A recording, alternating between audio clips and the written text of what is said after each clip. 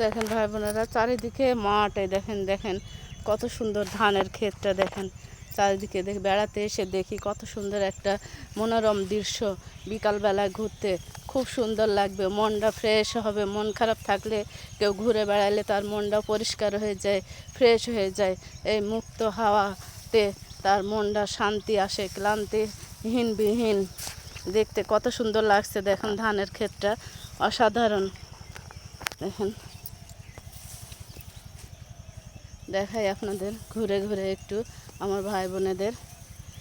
একই মাপের, মনে হয় এটা বাসমতি ধান, একই মাপের একই সাইজের। দেখেন পাশে আবার দেখেন একটা ঘাসের জমিও আছে। দেখেন কি সুন্দর লাগছে, সবুজ আর সবুজ, অনেক উঁচা উঁচা। দেখেন সবুজ আর চারিদিকে সবুজ। এই দেখেন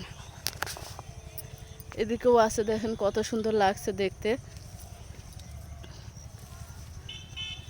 এই যে অনেক বড় জমিটা, অনেকগুলো আছে এখানে গাছ।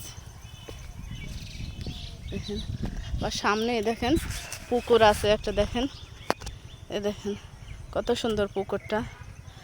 এখানে দাঁড়িয়ে আছি, কি সুন্দর ঠান্ডা বাতাস। দেখেন এই পুকুরে ছোটোবেলায় কত গোসল করেছি, এখন সব অন্য রকম হয়ে গেছে। দেখেন কত সুন্দর লাগছে দেখতে, এর পরিবেশটা কি সুন্দর। দেখেন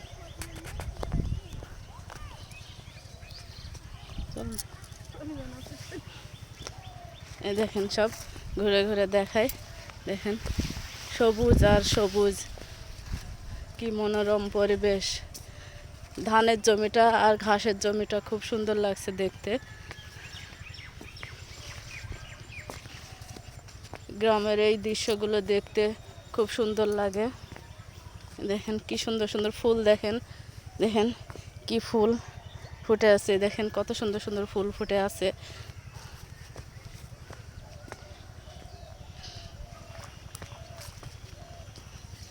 দেখেন এই দেখেন আর একটা আবার ঘাসের জমি। দেখেন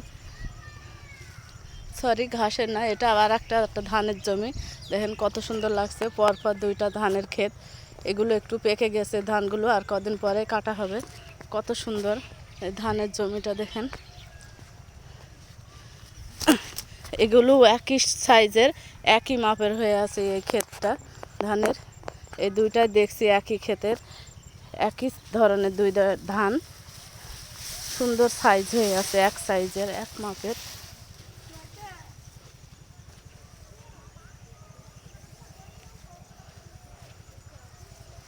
কি সুন্দর লাগছে দেখুন।